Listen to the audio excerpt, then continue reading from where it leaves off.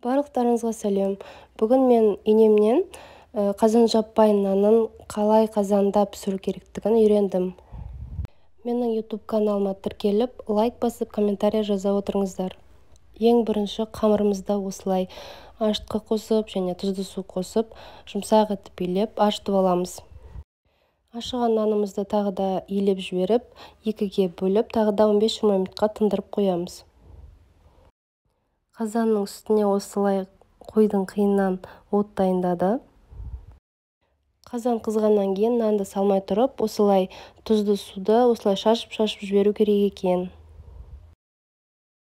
Енді иірі қанып тұрған қамырымызды осылай кішкене жайып жібереміз қолмен.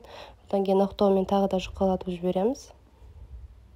Нанды өзіңізге ыңғайлы етіп қолыңызға ұстап, далаға қазанға алып шығамыз. Мен нанды осылай қызып тұрған қазанның үстіне салып, үстінен кішкене сүт жағып жіберіп, видеодағыдай жан-жағына созып шығамыз. Қазанның үстіне дайындап қойған отты осылай қоямыз.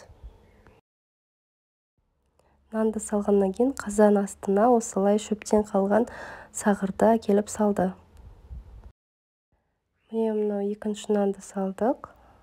Бұл нанды да дәл солай үстінен сүт жағып, осылай жан-жағына созып шығамыз.